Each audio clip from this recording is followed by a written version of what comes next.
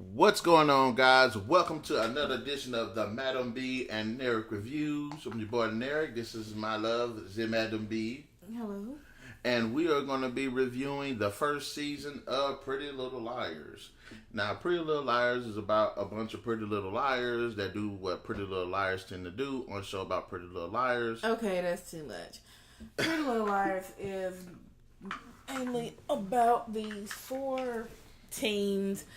I'm gonna say upper class teens, who kind of get into trouble over summer?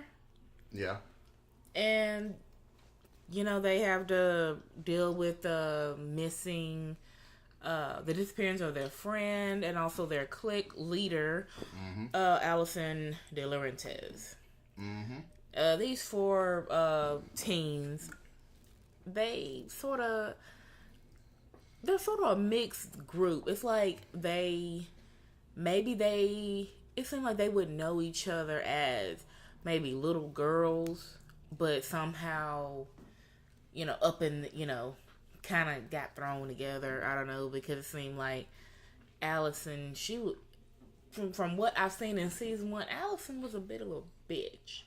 I'm talking about a huge, maybe she was doing that just because she's their friend, but what they did as teenagers, and as the season goes on, I didn't even know existed, really.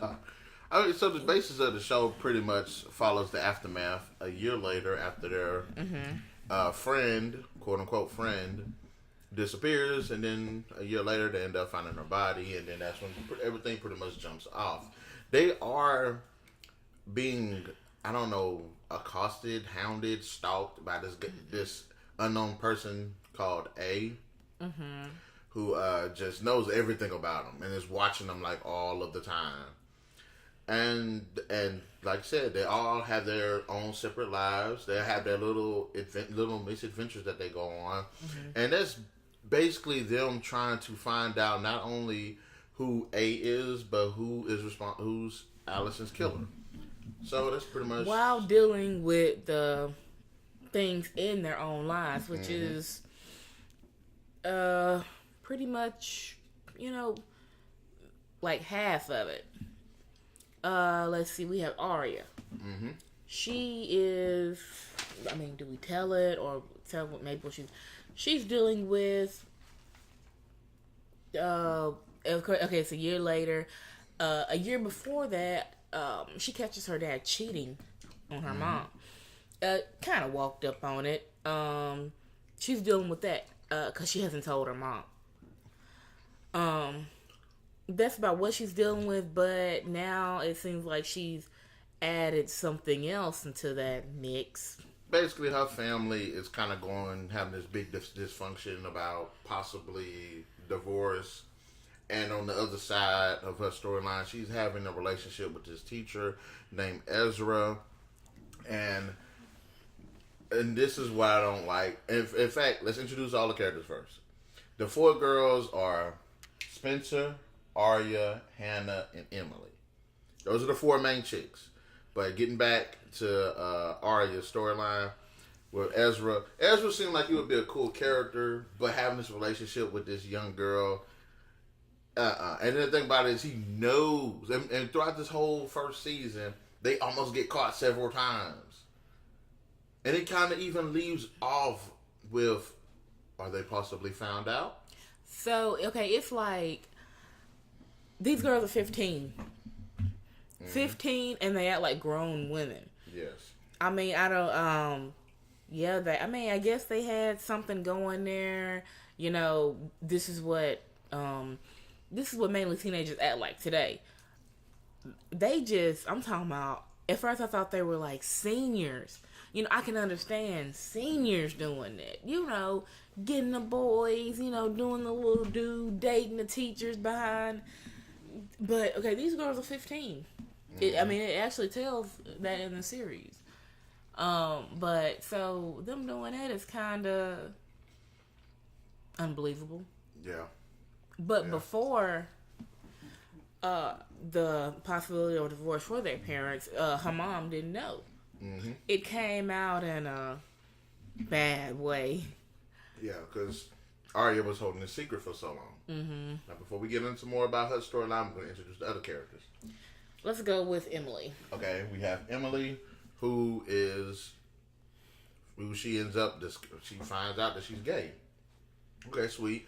Ends up developing a relationship, having these relationships with females because she's finding out more about herself. But the biggest tension in her life is her mother. Her mother does not want her to be gay, and that creates so much tension with her character and her storyline. Her mom wants the perfect family. Mm-hmm. Her daddy is in the military. Her mom is a housewife, I guess. Yeah, she sort of has the parent teacher. Like, every so often, Yeah, she wants the perfect family. So when Emily tells her, oh my goodness, it's like, her mom just like kind of looked at her like, I mean, this can't be happening. Not my daughter, not my perfect daughter, not my seed. Mm-hmm. Then on the other side, we have Spencer. Spencer's storyline follows her with her sister. They're having this tension because Spencer kind of ruins her sister's life. And sometimes she didn't try to, but her sister's fiance and Spencer had a thing going, which broke off her sister's marriage. So that was one of the tensions in her life. She has these expectations on her that she has to be perfect, which she's like extremely smart, extremely accomplished, and also she's pretty much had relationships with her sister's boyfriends. It wasn't like, maybe not relationships, but more like a kiss every here and there. Yeah, she's had improper dealings with her sister's boyfriends. And then we have the character Hanna, and Hanna is staying with her struggling mom. Got to stay in this house that, quite frankly, her mom cannot afford. And that's pretty much the biggest thing of her life. I mean, they all got other things going on. Yeah, she's also dealing with the fact that, she used to be kind of, I guess, big. She used to be insecure. She wasn't big. Because Alison kept saying she was. I'm like, that girl is To them, Alison was fat. To them kind of girls, I mean, not Alison, my bad. Yeah, to them, Hanna was fat. So she was known as Hefty Hanna. And it pretty much stuck with her until she lost the weight in other ways, And I like how the first season bulimia. The first season is exploring not only the relationships between these girls that have to deal with the aftermath of this girl's death, as well as these other events that's going on, but also the fact that it does kind of go back and show you how Alison actually influenced each one of them. You have Alison actually kind of picking on Hanna for quote-unquote weight. Mm-hmm. Then you kind of had Alison kind of lead Emily on about the gay thing. And then you have Alison kind of butting heads with Spencer because Spencer's kind of a fighter. Mm-hmm. And Aria, what was her deal with with Alison? Alison was with Aria when she discovered her dad in the back of a car with the woman. So that was like her biggest. Okay. So it's like they all have these. It's interesting storylines. So even though Alison is gone, she is still affecting their lives because one, they don't know who A is. They thinking, okay, is Alison really dead? Or they're thinking, maybe it's somebody who knew Alison. They're thinking it's a whole bunch of people. Mm-hmm. So yeah, she's still affecting their lives. They're having these the little flashbacks and now some more key players to the story. They keep just making it more deeper and deeper. Is this girl named Jenna and this guy named Toby. Now, Jenna, she's this girl that got blinded because in the past, Alison was trying to make it seem like one thing was happening when it was something else. And due to her actions, it blinded Jenna. And so Jenna's kind of trying to figure out what's going on, too. But it's kind of weird, too, because it seems like she's a part of this conspiracy. Jenna is like... It's like she has, like, the face where she knows... But she don't know. But she knows something is wrong. She kind of knows what happened, but she knows it involves them. Yeah, but Jenna has her little secrets too. And it makes you question, like, how much does she know? Because there's certain times in the season where she will say something, and it's like, how does she know that? Like, she leads on like she knows. Yeah, people can do that. They can lead on like they know, but they trying to get the other person to come out with it. I don't know. She be very specific. Like, if I go steal some shoes, this blind girl be like, I smell new leather. And then, like, walk out the room or something. Like, wow. I don't know. Like, and at first she does kind of come off as a sympathetic character. But then you start to see more about her. And then it's like, I mean, you still feel sorry for her, but she becomes kind of a douche. The one person I will say I connect with the most is Toby. Because people not only ostracize him because they think he's weird, they think he's a pervert and stuff, and they make fun of him. You can tell he's one of those isolated, lonely guys. Because the only person in his life that's, like, cares about him at least before was Jenna. And not necessarily for good reasons. But when the situation jumps off and they make it seem like Toby is the one that killed Alison, you definitely start feeling sorry for his character. Yeah, like everybody, like the whole town. It's a small town. So, walking through town or going to school, he felt that everywhere he went. And like I said, the most powerful moment with his character was the moment where he was walking down the street. And I believe Spencer seen him. And she watched all of these people, like, just wish he was dead and was threatening him and stuff. And then he just kind of, at first he doesn't seem like it phases him. But then you see him, that vulnerable part of him, that he goes off into the quiet area and just cries. And that made me like, okay, I like this character. And at first, Emily ends up forming a relationship with him. But then it evolves to Spencer. And then you see Spencer and Toby kind of having a growing relationship. What did you think about that? Because I actually liked it. Well, yeah, I mean, at first, I thought, okay, maybe Emily, would probably understand where he's coming from. But that was before, she... found out, because he was actually starting to, like her a little bit.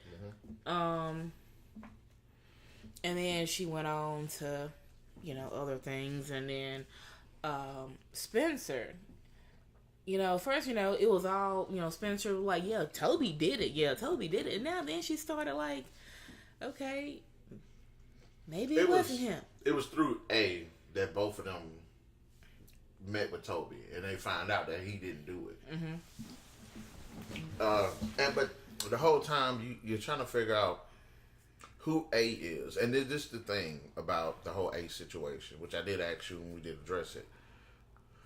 Not only who is A, but what is his motivation?